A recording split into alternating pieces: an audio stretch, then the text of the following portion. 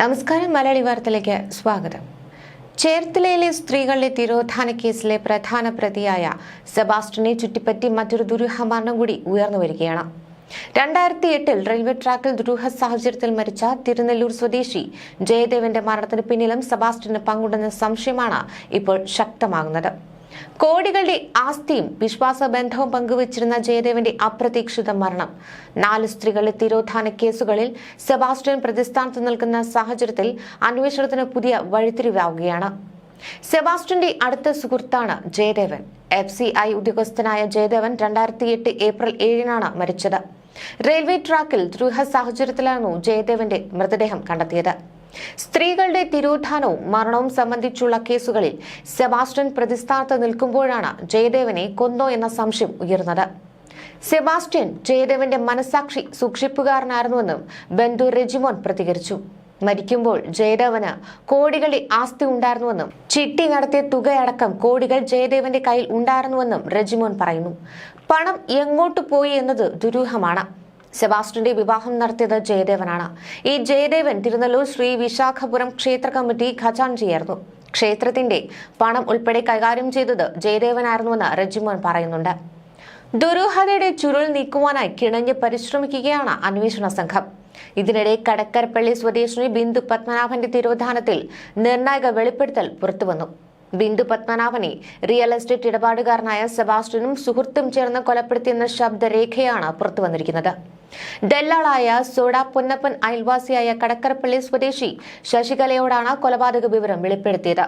4 വർഷം മുൻപാണ് ഈ ശശികലയോട് സോഡ പൊന്നപ്പൻ സംസാരിച്ചത്.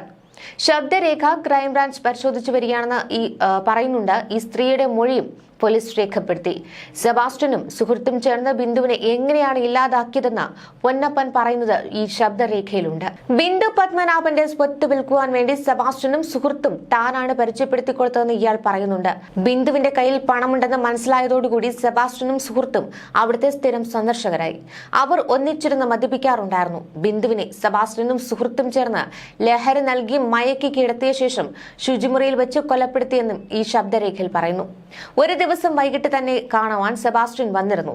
അന്ന് സെബാസ്റ്റ്യന്റെ മുഖത്ത് ബിന്ദു തല്ലിയതിന്റെ പാട് ഉണ്ടായിരുന്നു.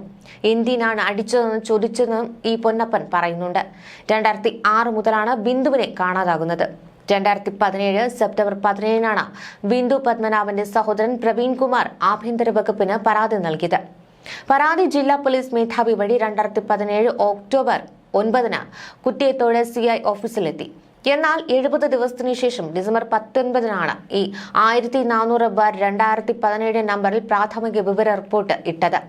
ഈ സമയത്തെല്ലാം അന്വേഷണത്തിന് ഉന്നത ഉദ്യോഗസ്ഥർ മൂക്കുകയറിയിട്ടിരുന്നതായി ആരോപണമുയർന്നിരുന്നു. 2 ഉന്നതർ കൈക്കൂലി കൈപ്പറ്റിയതായും ആരോപണം വന്നു. കാണാതാവുകയും കൊല ചെയ്യപ്പെട്ടതായി കണക്കാക്കുകയും ചെയ്യുന്ന ഏറ്റുമാനൂർ സ്വദേശിനി ജൈനമ്മയ്ക്ക് ഈ സെബാസ്റ്റ്യനുമായി നേരത്തെ തന്നെ ബന്ധമുണ്ടായിരുന്നു. ഇത്തരത്തിലുള്ള വിവരങ്ങളൊക്കെ ഈ അന്വേഷണ സംഘം തെളിവുകളായി തേടുന്നുണ്ട്. 2017 ബിന്ദു പത്മനാഭൻ തിരോധാന കേസിൽ സെബാസ്റ്റ്യനെ പോലീസ് അറസ്റ്റ് ചെയ്ത ഘട്ടത്തിൽ ഈ ജാമ്യത്തിനായി രംഗത്തിറങ്ങിയ സ്ത്രീ ജൈനമ്മയാണെന്ന സംശയമൊക്കെ ഉയർന്നിരുന്നു. ഇതിലൊന്നും വ്യക്തത വന്നിട്ടില്ലെങ്കിലും അന്വേഷണം നടക്കുകയാണ്. ഇതിന്റെയും അടിസ്ഥാനത്തിലാണ് കാണാതായ ജൈനമ്മയെക്കുറിച്ചുള്ള അന്വേഷണം സെബാസ്റ്റ്യനിലേക്ക് എത്തിയത്. ഇവരുടെ ടവർ ലൊക്കേഷൻ പള്ളിപ്പുറത്താണെന്ന് കണ്ടെത്തുകയും 2 പേരും ഒരേ ടവറിന്റെ പരിധിയിൽ വന്നതോടുകൂടിയുമാണ് അന്വേഷണത്തിന് ചൂടേറിയത്. ഇതെല്ലാം കൃത്യമായി കണക്കാക്കിയാണ് സെബാസ്റ്റ്യനെ പോലീസ് പിടികൂടിയത്. കോടികളെ സ്വത്തിനുടമയായിരുന്ന കടക്കരപ്പള്ളി സ്വദേശി ബിന്ദു പത്മനാഭനെ സെബാസ്റ്റ്യൻ പരിചയപ്പെട്ടത് മാതാപിതാക്കളുടെ മരണത്തിന് ശേഷമായിരുന്നു. സഹോദരൻ പ്രവീണുമായി പൂർണ്ണമായി അകന്ന ബിന്ദു പത്മനാഭന്റെ പിന്നീട് ഏറ്റവും കൂടുതൽ അടുപ്പമുണ്ടായിരുന്നത് സെബാസ്റ്റ്യനുമായിരുന്നു. ഇടപ്പള്ളിയിൽ ബിന്ദുവിന്റെ പേരുള്ള സ്ഥലം സെബാസ്റ്റ്യൻ ഇടപെട്ട് ആൾമാറാട്ടം നടത്തി വ്യാജ ആധാരമുണ്ടാക്കി വിൽപ്പന നടത്തിയത് പുറത്തു വന്നതോടുകൂടിയാണ് ഇയാൾ കുടുങ്ങിയത്. ഇതിന് പിന്നാലെയായിരുന്നു വിദേശത്തായിരുന്ന സഹോദരൻ പ്രവീൺ ബിന്ദുവിനെ കാണാതായി പരാതി നൽകിയത്. ചേർത്തല ഡിവൈഎസ്പിയുടെയും ആലപ്പുഴ നാർക്കോട്ടിക് ഡിവൈഎസ്പിയുടെയും നേതൃത്വത്തിൽ 2 അന്വേഷണ സംഘത്തെ രൂപവൽക്കരിച്ച് നടത്തിയ അന്വേഷണത്തിൽ കേസുമായി ബന്ധപ്പെട്ട് സെബാസ്റ്റ്യൻ 1-ാം പ്രതിയായി. വ്യാജരേഖകളും സഹായങ്ങളും ചെയ്തവരടക്കം 13 പേരെ പ്രതിയാക്കി പോലീസ് കേസെടുത്ത് അറസ്റ്റ് ചെയ്തിരുന്നു. പോലീസിന്റെയും പിന്നീട് ക്രൈംബ്രാഞ്ചിന്റെയും അന്വേഷണത്തിൽ 2013 വരെ ബിന്ദു ജീവിച്ചിരുന്നതായും അതുവരെ സെബാസ്റ്റ്യനുമായി വലിയ ബന്ധത്തിലായിരുന്നുവെന്നും കണ്ടെത്തി.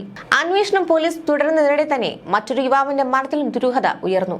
പള്ളിപ്പുറം ടൈക്കൂട്ടത്തിൽ മനോജാണ് ജീവനൊടുക്കിയത്. 46-കാരനായിരുന്നു. ഈ കേസിലെ മുഖ്യപ്രതിയായ സെബാസ്റ്റ്യന്റെ വീട്ടിൽ വരുന്നതിന് മുൻപ് ബിന്ദു സ്ഥിരമായി വിളിച്ചിരുന്ന ഓട്ടോക്കാരനായിരുന്നു ഈ മനോജ്. ഇയാളെ ചോദ്യം ചെയ്യലിനായി പോലീസ് വിളിപ്പിച്ചതിന്റെ തലേന്നാണ് ഈ വീടിനുള്ളിൽ തൂങ്ങി മരിച്ച നിലയിൽ ഇദ്ദേഹത്തെ കണ്ടെത്തിയത്. ആലുങ്കലിൽ പത്മനിവാസിൽ പി പ്രവീൺകുമാറാണ് സഹോദരി ബിന്ദുവിനെ കാണാതായത് സംബന്ധിച്ച് ആഭ്യന്തര വകുപ്പിന് പരാതി നൽകിയത്. പഠിക്കുവാനെന്ന പേരിൽ ബംഗളൂരുവിലേക്ക് പോയ ഇവരെക്കുറിച്ചുള്ള വ്യക്തമായ വിവരം ബന്ധുക്കൾക്ക് പോലുമില്ലായിരുന്നു. ഇവരെ എന്നു മുതൽ കാണാതായി എന്നതിൽ പോലും വ്യക്തതയില്ലാത്ത പശ്ചാത്തലത്തിലായിരുന്നു പോലീസ് അന്വേഷണത്തിനായി ഇറങ്ങിയത്. വ്യാജ വിൽപത്രവും മറ്റു രേഖകളും ചമച്ച് കോടികളുടെ സ്വത്തുക്കൾ കൈക്കലാക്കിയ ശേഷം ബിന്ദുവിനെ കൊലപ്പെടുത്തിയെന്ന് സംശയിക്കുന്നതായാണ് സഹോദരന്റെ പരാതിയിൽ പറയുന്നത്. എന്നാൽ പരാതി നൽകിയ ഇദ്ദേഹം വിദേശത്തായിരുന്നതിനാൽ ആദ്യം അന്വേഷണത്തിന് വേണ്ടത്ര പുരോഗതി ഉണ്ടായില്ല. മാധ്യമങ്ങളും മറ്റും ഏറ്റുപിടിച്ചതോടെയാണ് പോലീസ് അന്വേഷണത്തിനായി ഇറങ്ങിയത്. കോടികളുടെ ഇടപാട് നടന്ന ഭൂമി ഇടപാട് കേസ് കൂടി വെളിച്ചത്ത് വന്നതോടെ പോലീസ് പണം വാങ്ങി പ്രതികൾക്ക് വേണ്ടി അന്വേഷണം മരവിപ്പിച്ചു എന്ന ആരോപണമുയർന്നു. ഇതോടെ വെട്ടിലായ പോലീസ് അന്വേഷണം സജീവമാക്കി.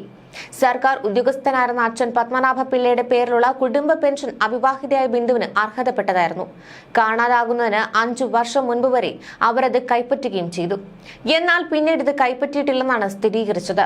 പിതാവിന്റെ മരണസമയത്താണ് ബിന്ദു അവസാനമായി നാട്ടിലെത്തിയത്.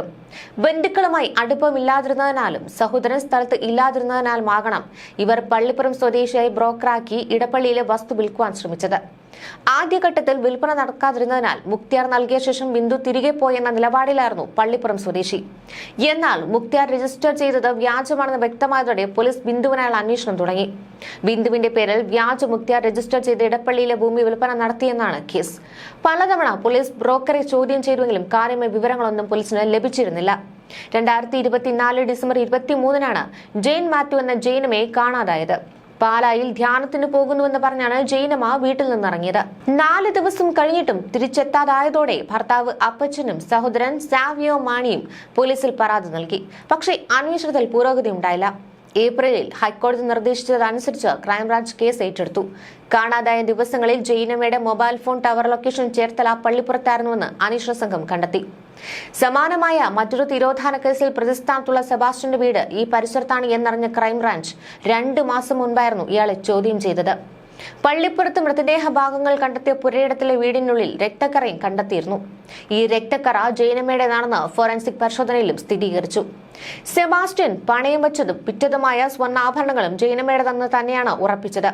ജെയിനമ്മയുടെ ഫോൺ സിഗ്നലുകൾ ഏറ്റവും ഒടുവിൽ ലഭിച്ചത് സെബാസ്റ്റ്യന്റെ വീടിന് സമീപത്തായിരുന്നു. ഇതും സെബാസ്റ്റ്യനിലേക്ക് വിരൽ ചൂണ്ടുന്ന നിർണായക തെളിവായി.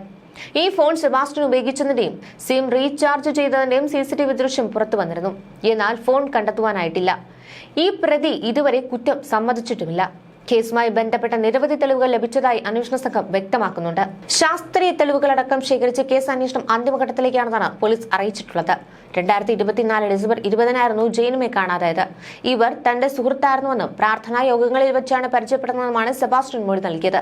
കാണാതായ ജെയിനമ്മയുടെ ഫോണിൽ നിന്ന് നാളുകൾക്ക് മുമ്പാണ് സഹോദരിക്ക് കോൾ വന്നത്. മിസ്ഡ് കോൾ ആയിരുന്നു. അന്വേഷണം വഴിതെറ്റിക്കുവാനും ജെയിനമ്മ മേലുകാവ് ഭാഗത്തുണ്ടെന്ന് വിശ്വസിപ്പിക്കുവാനും സെബാസ്റ്റ്യന്റെ അറിവോടുകൂടിയാണ് ഫോൺ വിളി ആസൂത്രണം ചെയ്തതെന്നാണ് അന്വേഷണ സംഘം പറയുന്നത്. 2 ഏക്കറിലെ വിസ്തൃതിയുള്ള പറമ്പിലാണ് ഈ സെബാസ്റ്റ്യന്റെ പള്ളിപ്പുറത്തെ വീട്. ഇടറോഡിൽ നിന്നും 100 മീറ്ററോളം ഉള്ളിലാണിത്. വീടും പരിസരവും കാട് പിടിച്ചു കിടക്കുന്നു. ബിന്ദു പത്മനാഭന്റെ തിരോധാനത്തിൽ സെബാസ്റ്റ്യൻ സംശയ നിഴലിലായതോടെ നാട്ടുകാർ ഈ വീട്ടിലേക്ക് പോകാതെയായി. ഏറ്റുമാനൂരിൽ താമസിക്കുന്ന സെബാസ്റ്റ്യൻ ചിലപ്പോഴേക്ക് ഇവിടെ വന്നുപോയിരുന്നുവെന്നാണ് നാട്ടുകാർ പറയുന്നത്. കൂടാതെ ഇയാളുടെ വിദേശത്തുള്ള സഹോദരൻ നാട്ടിലെത്തുമ്പോൾ വല്ലപ്പോഴുമൊക്കെ ഇവിടെ എത്താറുണ്ടെന്നും നാട്ടുകാർ പറയുന്നു. സെബാസ്റ്റ്യനൊപ്പം ചില സ്ത്രീകൾക്ക് വന്നു പോരുന്നതായും നാട്ടുകാർ പറയുന്നുണ്ട്. ന്യൂസ് ഡെസ്ക് മലയാളി വാർത്ത.